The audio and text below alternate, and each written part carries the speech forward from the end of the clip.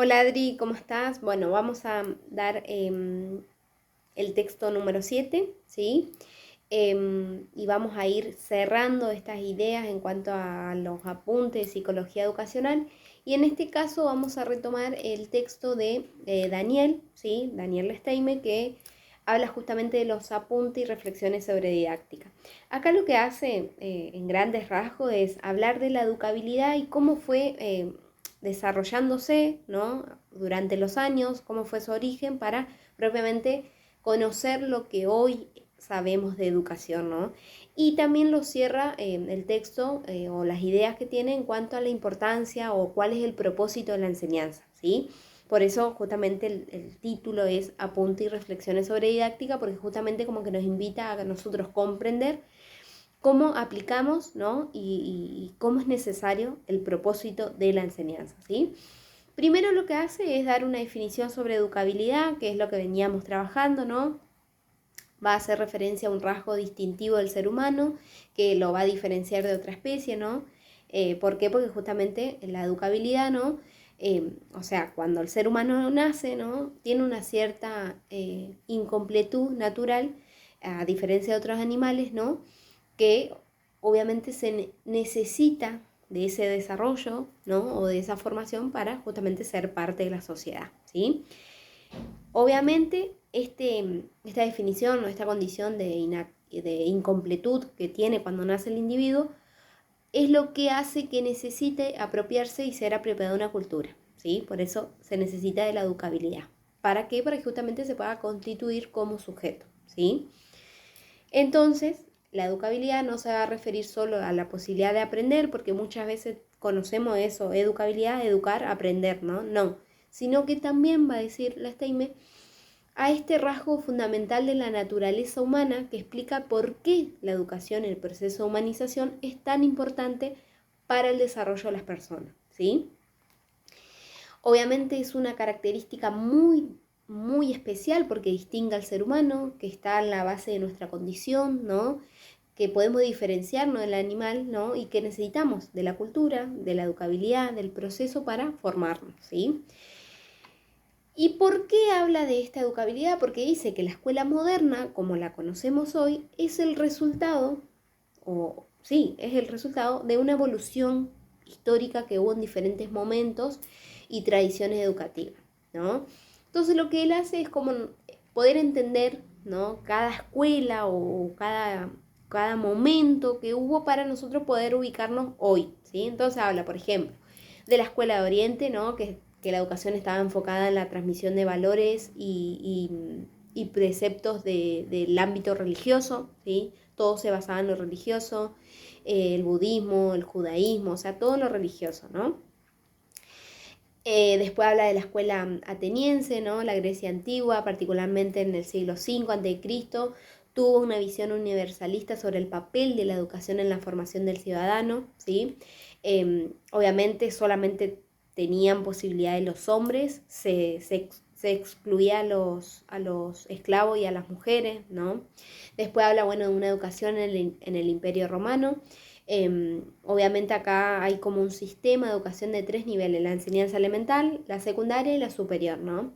Después está la escuela medieval, ¿sí? La Edad Media vio nacer nuevas formas, ¿no? Más estructurada de la enseñanza, no sé, que estaba dividida en lo gramatical, en la dialéctica, en la retórica, o sea, tenía muy pocas formaciones, pero se basaban en eso primordial para que la gente se pueda comunicar, digamos, ¿no? Que esté preparada, digamos, para la producción y la cultura en sí, ¿sí? Después pasamos a la educación renacentista, que estuvo motivada por la recuperación de los elementos de la cultura clásica griega, ¿no? Dando un lugar a una formación humana o humanista, aunque también fue influenciada por la religión, ¿sí? Y después pasamos a la educación moderna, que es la que conocemos, ¿no? Que hay una ruptura con las anteriores educaciones, ¿sí? Hay una ruptura, ¿sí? ¿Por qué? Porque tiene un esfuerzo, o sea, está caracterizada por un esfuerzo para poder nosotros comprender los mecanismos de apropiación de los saberes, ¿sí? ¿Por qué? Porque es algo más real, o sea, más científico. ¿Por qué hace esto en cuanto a poder, no sé, conocer un poco el origen? Porque lo explica así a muy grandes rasgos, pero lo explica porque dice que con respecto a todo esto, lo que dimos en cuanto a la escuela, se va a poder profundizar y vamos a poder conocer las características de la enseñanza, como bien te dije al principio, y la relación educativa en la escuela moderna, ¿sí? Obviamente se destaca que la escuela del siglo XIX, desde la educación moderna, ¿no? Obviamente para nosotros es un modelo triunfante y persistente en la educación. ¿Por qué? Bueno, y ahí lo explica, ¿no? Dice que la escuela moderna se va a legitimar en las ciencias y en la nación como principios rectores, ¿no? ¿Por qué? Porque están en el ámbito legítimo, privilegiado de la educación, ¿no? Donde se ve, no sé, la obligatoriedad en todos los niveles, todos tienen acceso, no importa de qué clase sos, ¿se entiende? Entonces como que se comienza a diferenciar por eso.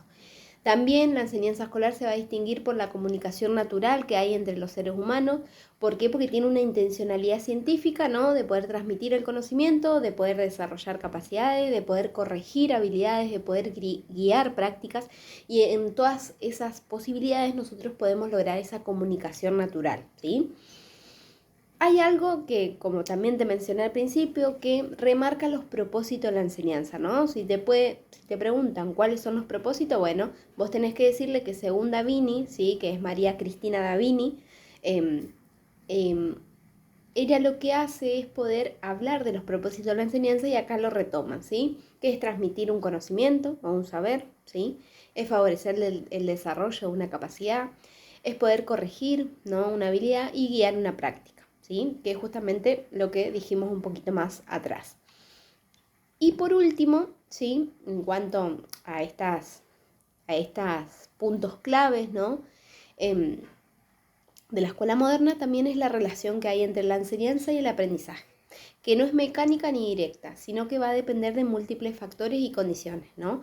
Por ejemplo, la condición o las características que presente el estudiante de un año va a ser diferente a otro, ¿no? La estrategia de enseñanza, la dinámica del grupo, los recursos, los materiales didácticos, o sea, en esa relación de enseñanza y aprendizaje, ¿sí?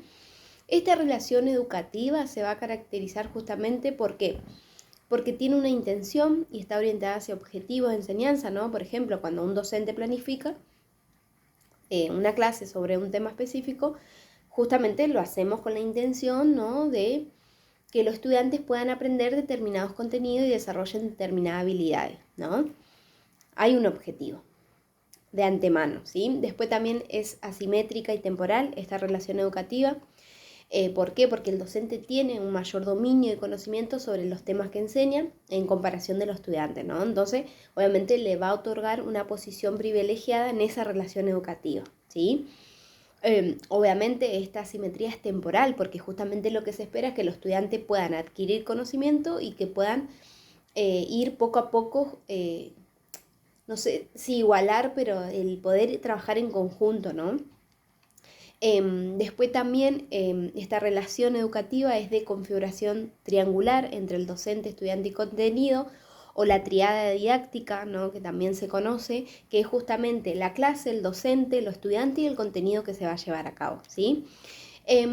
También habla que esta relación educativa tiene un carácter contractural, es decir, tiene normas y regulaciones institucionales, ¿no? O sea, cada escuela tiene sus normativas, tiene su reglamento, que tiene que basarse en la asistencia, en el comportamiento, en la forma de vestirse, en la forma de evaluación, que justamente estos marcos van a condicionar la relación educativa entre el docente y estudiante, ¿sí?